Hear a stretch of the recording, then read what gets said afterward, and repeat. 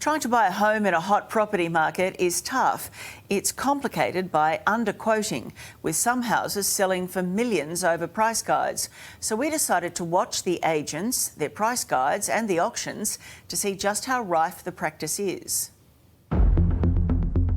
That price guide is really, it's almost pointless at this point. A reasonable agent can value a property within 10%, even in this market. Frustration, I think, is the key. You kind of don't want to get emotionally invested. It's hard to keep up with, where the buyers will pay up to. There's been a lot of underquoting, some intentionally. It's the old adage, quote it low and watch it go, or quote it high and watch it die. But with homes going for well over asking, are we seeing an underquoting boom or just the results of a hot market? I think there is definitely a fraternity of agents that are hiding behind the hot market. Being an underquoter in a rising market is just grubby. I'm not underquoting anything, madam. The situation changed. It's the property boom that has buyers and agents at loggerheads across the country. Once you've invested over a month emotionally in these properties, it's extremely saddening when you then actually get to the point where things are well and truly out of your hands. You feel a lot of the marquee properties that we're looking at have been underquoted to some degree. Celeste Hoopman and James Niasman have been searching for a new family home in Melbourne for more than 12 months, but they say they're being continuously priced out. You see a price guide and you already know you've got a budget, at least an extra $200,000 to $300,000 on top of it. With a growing family, they need more room and want a proper backyard. They claim they've been swamped by competition at auctions, with prices going well above the price guides they've been given. The transparency, I think, is definitely missing right now, and I think they're just trying to get people in the door, get them invested, and then drive up the price. Underquoting is when an agent knowingly lists a property below its estimated selling price or less than a seller's asking price. It lures in hopeful buyers only for the price to skyrocket. Buyer's agent David Morell says the practice is rampant. Underquoting is endemic in the marketplace. He recently reported a Melbourne agent for what he claims was a gross underquote on an Armadale property. The original quote was 3.5 to 3.85, which makes no sense when the property sold for 5.8. That's a whopping $2 million above the reserve. David says he was fielding calls left, right and centre from other agents and buyers who thought they could afford the home. For the average person going out there, it's emotionally, they spend a lot of money on building inspections, they spend a lot of money on loan applications, they think they're going to get it, and then the first bid, bang, it's gone. And while we're not suggesting any of these properties are underquoted, there's currently no shortage of homes going for well over asking. This 3-bedroom home in Melbourne's Brighton sold for $5.18 million at auction, $1 million above the reserve. In Sydney, prices are at an all-time high. This Outer West home in Mount Vernon smashed its reserve by $1 million. In Alexandria, this terrace sold for $450,000 above reserve for $2.25 million, while this Bondi apartment broke all records to become the most expensive apartment ever sold at $20.1 million. The buyer's guide was for $13 to $15 million. While in Brisbane, clearance rates are also at a 6-month high. This rundown house in New Farm recently sold for $2.1 million. The home isn't even habitable. So is it underquoting or is it a hot market? We decided to watch a number of properties across the weekend going to auction. We hit the phones. I was just wondering if you could provide me a bit of a price guide for that property. And found some agents were honest. Price guide, we've actually removed the price guide offline just with the way the market's been over the last couple of days. I can see that one reaching around the 1.5 mark. This one started with a guide of 1.3. Okay, so you've revised it up.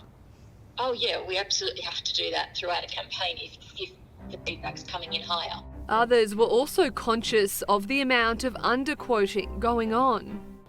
Oh yeah, lots. Do you think that's intentional or?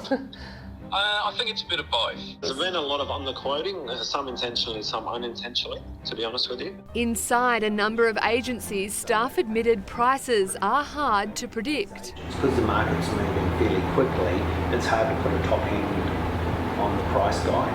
Like our price estimates are going realistic. Of all the 13 properties we watched go to auction on the weekend, 10 sold, all for substantially more than the price guides. In particular, this home in Melbourne, the agent's price guide was listed online as 1.8 to 1.98 million, but even the reserve was above that.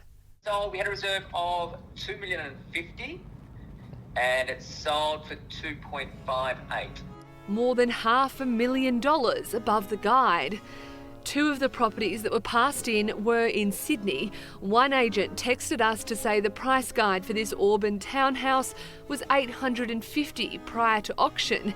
Now it's advertised for $925,000. While the agent of this Fairfield home in Sydney's West told us the day before the auction, But I'd imagine anywhere between $750 and $850, just by the buyer's feedback. he also promised he doesn't underquote. I don't do that. So the prices I give are pretty firm. Like, I'm not going to tell you 800 if, their owner's expectation is 1 million. But it seems they do want more. So it did not sell. We got $850 at the auction. Owners were looking for $950. The agent claiming they changed the price in the final week, not hours before the auction. I called up on Friday and was told it was $750 to $850 price guide. Correct. So you now want $950 though?